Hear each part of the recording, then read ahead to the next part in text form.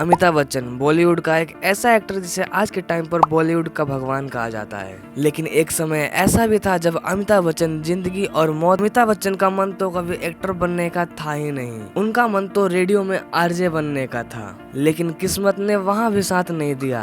अपनी गहरी आवाज के बावजूद भी उन्हें रेडियो से रिजेक्ट कर दिया गया। जो कास्टिंग ऑफिस के बाहर घंटों खड़ा रहा और जिसे कहा गया कि तुम कभी हीरो नहीं बन सकते, आज वही आदमी बॉलीवुड का महानायक कहलाता है। अगर आप भी ये समझ के वीडियो स्किप करने वाले हो कि अमिताभ बच्चन की स्टोरी तो सबको पता है, तो इस वीडियो में हम अमिताभ बच्चन की सिंपल स्टोरी ही नहीं जानेंगे, बल्कि अमिताभ बच्चन के बारे में कुछ ऐसे राज भी जानने वाले हैं जो शायद ही आपको पता हो। जैसे आखिर क्यों अमिताभ बच्चन ने पॉलिटिक्स ज्वाइन की, फिर अचानक छोड़ दी, और 1990 में उनका करियर ऑलमोस्ट कैसे खत्म होने वाला था, और कैसे एक टीवी शो ने उनकी पूरी जिंदगी बदल दी, और आज 83 साल होने के बावजूद भी आज वो फ्री नहीं होते। हाल ही में अमिताभ बच्चन ने कल की मूवी किया था और कल की 2 की शूटिंग कर रहे हैं। तो अब तक वीडियो को लाइक नहीं किया है तो लाइक कर दो और साथ में चैनल को भी सब्सक्राइब कर लेना। तो चलो वीडियो को स्टार्ट करते हैं। तो अमिताभ बच्चन का जन्म 11 अक्टूबर 1942 को इलाहाबाद में हुआ था, जो कि अब प्रयागराज के नाम से जाना जाता है। उनके पिता हरिवंश राय बच्चन थे, जो एक प्रसिद्ध कवि थे।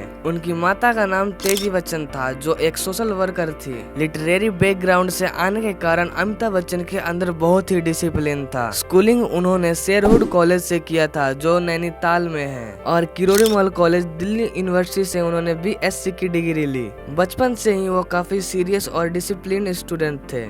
अमिताभ बच्चन की माताजी को फिल्मों में बड़ा इंटरेस्ट था। उन्होंने अमिताभ बच्चन को फिल्मों में एक्टिंग करने के लिए मोटिवेट किया, लेकिन अमिताभ बच्चन का मन तो उनके पिता की तरह किताबें पढ़ने और कविताएं लिखने में लगता था। कॉलेज के बाद अमिताभ बच्चन को अब अपना करियर सेट करना था। वे एक स्टेबल नौकरी चाहते थे, लेकिन उनको कहीं भी नौकरी नहीं मिली। बाद में उन्होंने आरजे बनने का सोचा। सन 1960 में जब आरजे बनने के लिए गए तो वहां से भी रिजेक्ट कर दिया गया। रिजेक्शन मिलने के बाद भी उन्होंने हार नहीं माना। वे मुंबई की सड़कों पर काम पाने के लिए निकल पड़े। उन्होंने फिल्मों के लिए कई ऑडिशन दिए। इतने सारे ऑडिशन देने के बाद आखिरकार उन्हें 1969 में एक फिल्म मिली, सात हिंदुस्तानी। यहीं से अमिताभ बच्चन ने अपने करियर की शुरुआत की। ये फिल्म एक एवरेज फिल्म रही और इस फिल्म के लिए अमिताभ बच्चन को 5000 की फीस दी गई। 1969 के बाद उन्होंने 1971 में आनंदा फिल्म की, जो कि एक हिट मूवी रही, और 1969 से 1972 तक 8 फिल्में की, जो कि ज्यादातर फिल्में फ्लॉप रही या डिजास्टर साबित हुई।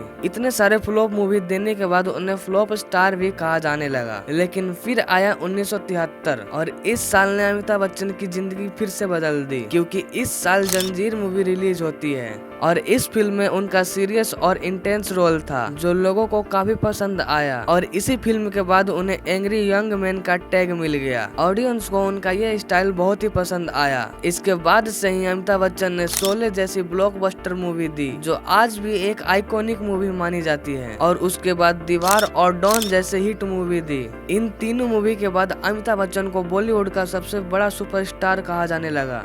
अमिताभ बच्चन ने इतने सारे ब्लॉकबस्टर तो दिए, लेकिन सिर्फ जंजीर मूवी की सफलता के लिए अमिताभ बच्चन और जंजीर मूवी की पूरी कास्ट लंदन जाने का ट्रिप प्लान करती है। लेकिन वे अमिताभ बच्चन के सामने एक शर्त रखते हैं कि अगर तुझे लंदन जाना है तो तुझे जया से शादी करनी होगी। अमिताभ बच्चन के पिता ऐसा इसलिए कहते हैं क्योंकि जंजीर मूवी में जया बच्चन हीरोइन रहती है, और अमिताभ बच्चन के पिता को ये बात अच्छी नहीं लगती कि मेरा बेटा बिना शादी के किसी लड़की के साथ ट्रिप पर जाए। इसी वजह से उन्होंने 1983 में एक्ट्रेस जया बच्चन से शादी कर ली। बाद में उनके 2 बच्चे भी हुए, अभिषेक बच्चन और श्वेता बच्चन। लेकिन सन 1980 में मीडिया में एक और चीज डिस्कस होने लगी, और वो था अमिताभ बच्चन और रेखा का नाम। कई फिल्मों में इनकी जोड़ी खूब पसंद किया गया। बस इसी वजह से मीडिया में उनके रिलेशनशिप की काफी चर्चा होने लगी। लेकिन अमिताभ बच्चन ने कभी ये कंफर्म नहीं किया कि वो एक्ट्रेस रेखा के साथ रिलेशनशिप में थे। फिर अचानक 1982 में एक ऐसी घटना होती है जिसके किसी ने उम्मीद नहीं किया था। 26 जुलाई 1982 को बेंगलुरु में कूली मूवी की शूटिंग के दौरान पुनीत इसार के साथ फाइट सीन करते समय अमिताभ बच्चन गलत तरीके से कूदे और उनका पेट एक टेबल से जोर से टकराया,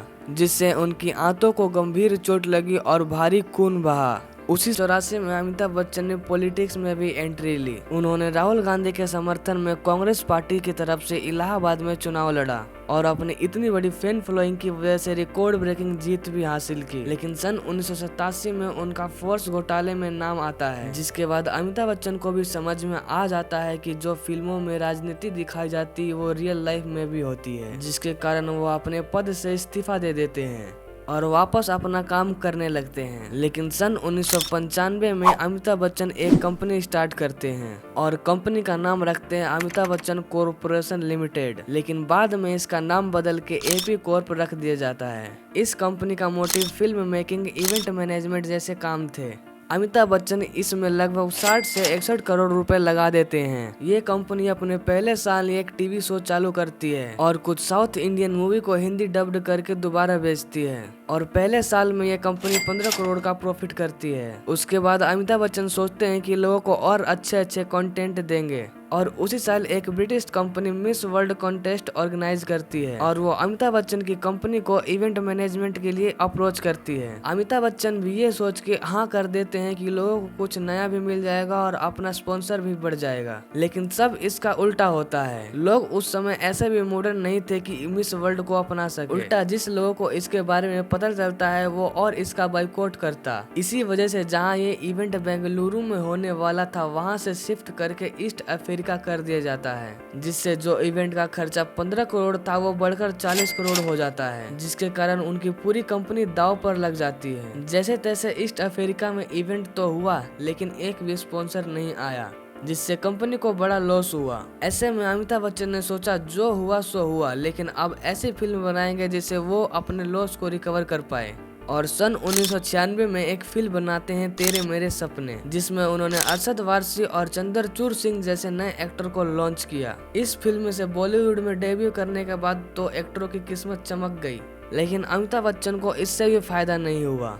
ऐसे ही करते करते वो बहुत सारी फिल्में बनाते हैं जो ज्यादातर फ्लॉप रहती है, जिसके कारण उनको कुछ फायदा नहीं होता और कर्ज बढ़ के 90 करोड़ हो जाता है। हालत ऐसा हो गया था कि लोगों ने उन्हें घर बेचने की सलाह दिया और कई लोगों ने तो उनके ऊपर केस कर दिए। जिसके बाद अमिताभ बच्चन बॉम्बे पहुंचे और लोगों को आश्वासन दिया कि सबका पैसा वापस लौटा दूंगा। इतना कर्ज होने के बाद अमिताभ बच्चन का दिमाग काम नहीं कर रहा था कि क्या करूं। फिर उन्होंने दोबारा फिल्मों में एक्टिंग करना शुरू कर दिया और मोहब्बतें, कभी खुशी कभी गम, भागम बान और ब्लिक जैसी हिट मूवी दी। साथ ही उन्होंने सन 2000 में कौन बन गया करोड़पति शो चालू किया, जिसे लोगों ने काफी पसंद किया और आज भी इस शो को देखा जाता है। धीरे धीरे उन्होंने अपने सारे कर्ज उतार दिए और फिल्मों में काम करना नहीं छोड़ा। उन्होंने सन 2000 से 2026 तक 100 से भी ज्यादा फिल्में की, जिसमें ब्रह्मास्त्र और कल्कि मूवी ज्यादा हिट रही और वो अब कल्कि 2 मूवी की शूटिंग कर रहे हैं। तो ये था अमिताभ बच्चन की पूरी स्टोरी और इस वीडियो में हमने अमिताभ बच्चन के बेटे अभिषेक बच्चन के बारे में बहुत कम बात किया,